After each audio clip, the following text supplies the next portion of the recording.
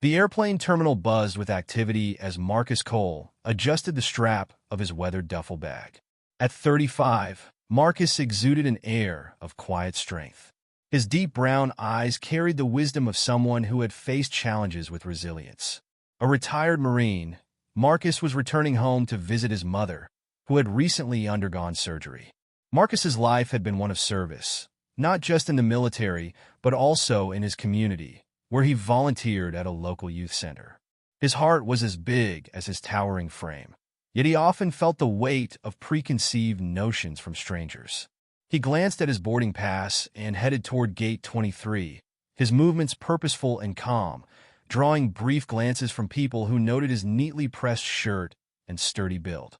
2 rows behind Marcus in the boarding line stood Evelyn Hart. In her late 40s, Evelyn was dressed impeccably in a tailored blazer and pearl earrings. Her sharp features mirrored her personality, quick to judge and firmly rooted in her beliefs. A business consultant by profession, Evelyn prided herself on her no-nonsense approach to life, which often teetered into entitlement. Evelyn sighed audibly as she scanned the crowd. She had already exchanged curt words with the gate agent about her seat placement. A middle seat? She muttered under her breath, tapping her manicured nails on her smartphone. The airplane cabin was a symphony of controlled chaos. Flight attendants greeted passengers. Overhead bins clicked open and shut, and the hum of engines underscored the ambient chatter. The air carried the faint scent of coffee mixed with the fabric of well-worn seats. Marcus found a seat near the window in row 14. He settled in, placing his bag carefully beneath the seat in front of him. Meanwhile, Evelyn approached the same row, her expression tightening as she noticed Marcus. The aisle was narrow, forcing passengers to brush past one another as they stowed their luggage. Evelyn paused beside Marcus, her gaze lingering disapprovingly. She glanced at her ticket and then at the empty middle seat next to him. Evelyn hesitated, her lips pressing into a thin line. "Excuse me," she called to the nearest flight attendant. "I'd like to change my seat." The attendant, a young woman with a professional smile, looked momentarily confused. "Is there an issue with your seat, ma'am?" Evelyn gestured subtly toward Marcus, lowering her voice. I'd feel more comfortable sitting somewhere else." Marcus caught the exchange, but chose not to react. Instead, he gazed out the window, his posture remaining calm and collected. The subtle tension in the air did not go unnoticed by the passengers around them, who exchanged curious glances. Evelyn's request was polite on the surface, but her tone carried an unspoken judgment. The flight attendant politely explained that the flight was fully booked. Evelyn sighed in exasperation, reluctantly sitting down. Her rigid posture and curt movements spoke volumes. Marcus continued to remain composed, his hands resting on his lap as he mentally prepared for the flight. As the plane prepared for takeoff, Evelyn's discomfort became more apparent. She shifted in her seat, crossing and uncrossing her legs while glancing at Marcus every few seconds. Her unease didn't go unnoticed by the passengers across the aisle, who exchanged knowing looks. The flight attendant returned, checking on passengers and ensuring everyone had fastened their seatbelts. Evelyn seized the opportunity. "Excuse me," she whispered sharply, her tone edged with impatience. "I really don't think I should have to sit here." The attendant, maintaining her professional demeanor, crouched slightly to meet Evelyn at eye level. "I understand, ma'am. Unfortunately, there are no other seats available. Is there a specific concern I can address?" Evelyn hesitated, then glanced briefly at Marcus before looking away. "I just think I'd prefer to sit somewhere else." Her voice lowered, but the implication was clear. Marcus remained silent, though his hands tightened slightly on the armrests. He had seen this behavior before, subtle, coded, yet unmistakably prejudiced. The flight attendant's polite but firm response didn't satisfy Evelyn. Her voice rose slightly, drawing the attention of nearby passengers. "It's not a big deal. I just don't think it's right to force people into situations where they're uncomfortable." A man across the aisle cleared his throat, visibly annoyed. "Lady, it's a 2-hour flight. Just sit down and let us leave." Evelyn shot him a glare, but chose not to engage. Instead, she crossed her arms and stared straight ahead, her irritation simmering just below the surface. Moments later, the plane began to taxi, and the captain's voice crackled over the intercom. "Good afternoon, ladies and gentlemen. This is your captain speaking. We're expecting a smooth flight today, with just a slight headwind." As the captain spoke, Marcus adjusted his seatbelt, his calm demeanor unchanged. However, Evelyn's rigid posture and occasional glances toward him betrayed her continued discomfort.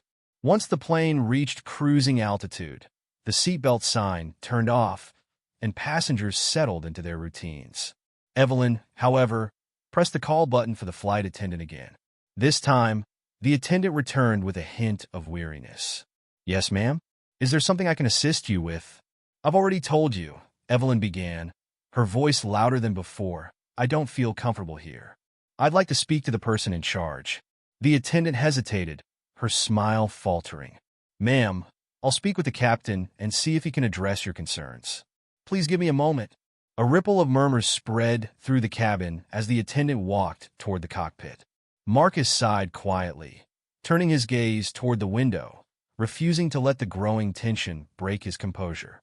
A few minutes later, the cockpit door opened, and the captain himself stepped out.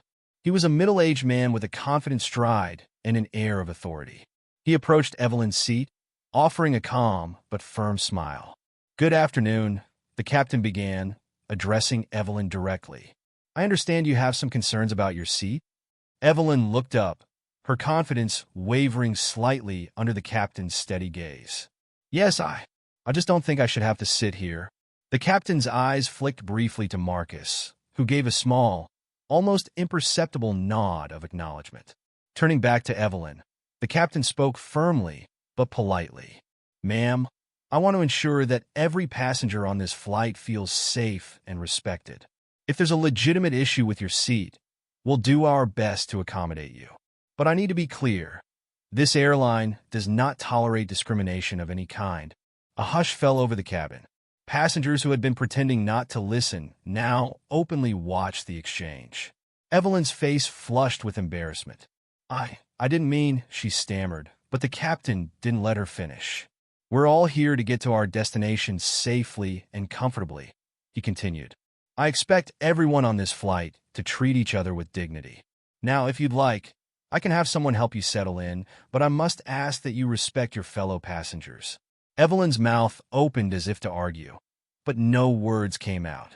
She glanced around the cabin, meeting the disapproving gazes of several passengers.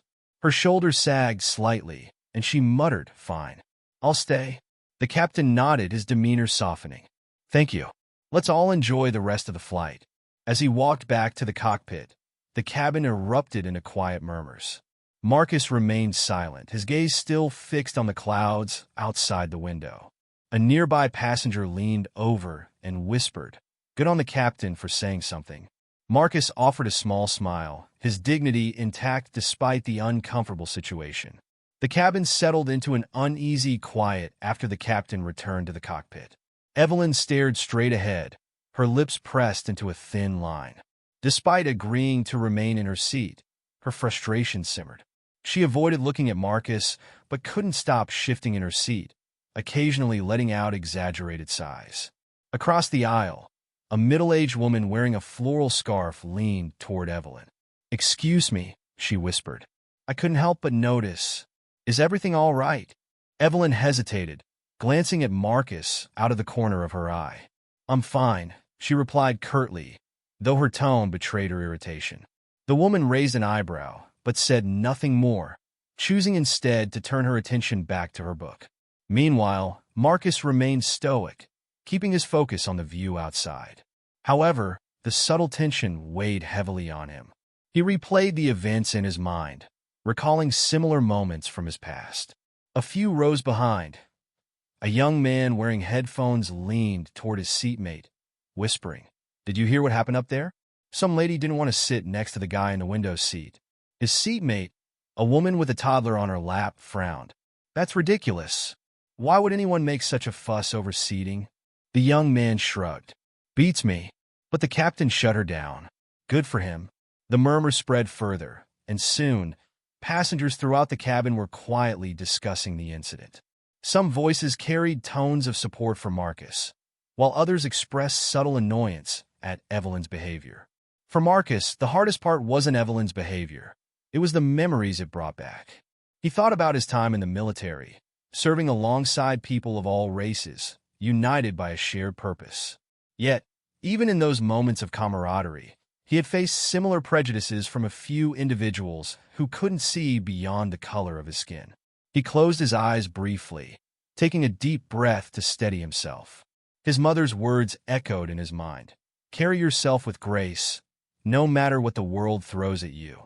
Marcus opened his eyes and glanced at Evelyn. She was scrolling through her phone, her jaw set. He wondered what had shaped her views and whether she even realized the harm her actions caused. Evelyn, meanwhile, was becoming increasingly aware of the judgmental stares from other passengers. She shifted in her seat, pretending to ignore them, but her mind raced. She replayed the captain's words, feeling a mix of embarrassment and indignation. Why should I be the one to feel bad? She thought. I wasn't trying to be rude. I just didn't want to sit here. Her thoughts drifted to her upbringing, her father's stern lectures about sticking to your own kind, and her mother's subtle but pointed remarks about keeping things proper. It wasn't until now, under the scrutiny of strangers, that Evelyn began to question the beliefs she had absorbed over the years. The flight attendant returned to check on passengers, stopping briefly at row 14. Is everything all right here? She asked, her tone gentle but cautious. Marcus nodded silently, while Evelyn managed a stiff smile. Fine, thank you, she replied, her voice clipped. The attendant lingered for a moment, as if sensing the lingering tension before moving on. As the plane continued its journey, the tension in row 14 seemed to ripple outward, affecting everyone nearby. Passengers exchanged glances, some silently rooting for Marcus, others merely curious about how the situation would unfold. For Marcus, the growing attention was both a burden and an opportunity. He had spent his life trying to prove that dignity and kindness could overcome ignorance. Now, he found himself in yet another moment where his character would be tested. The flight was halfway through when the captain's voice returned over the intercom. Ladies and gentlemen, I hope you're enjoying a smooth flight.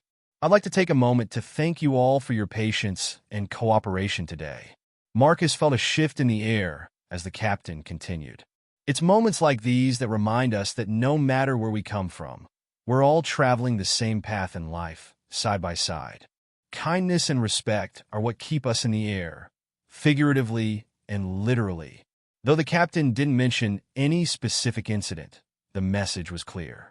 Evelyn shifted uncomfortably, her cheeks reddening. A flight attendant approached Marcus's seat, holding a small note. Excuse me, sir, she said with a kind smile. The captain asked me to give this to you. Marcus raised an eyebrow, taking the folded paper. As he opened it, he felt the eyes of nearby passengers on him. The note read, "Thank you for your patience and dignity. You remind us all what true strength looks like." Evelyn, glancing over at the exchange, caught sight of the note and froze. For the first time, she looked at Marcus fully, as if seeing him anew. "Excuse me," a voice interrupted. It was the man across the aisle who had earlier expressed his annoyance, said Evelyn. "I just want to say thank you for your service. You're an inspiration." The statement caught Evelyn off guard. "Service?" she asked hesitantly, looking between the man and Marcus. The man nodded. "Didn't you know? He's a Marine. A hero." Evelyn's breath caught. She glanced at Marcus, who gave a small, humble nod in acknowledgement. Evelyn felt a wave of shame wash over her. The man she had judged so harshly without knowing him had likely sacrificed more than she ever would. She replayed the captain's words in her mind. Kindness and respect are what keep us in the air. Her upbringing, her preconceived notions, her snap judgment, they all seemed to crumble under the weight of the truth. She wanted to say something, to apologize, but the words felt stuck in her throat. How could she possibly make up for the harm she'd already caused? As the plane began its descent, the passengers in row 14 sat in contemplative silence. Marcus, ever composed, looked out the window, his mind on his mother and the reunion waiting for him. Evelyn, on the other hand, was in turmoil. She had always thought of herself as a good person, but her actions today told a different story.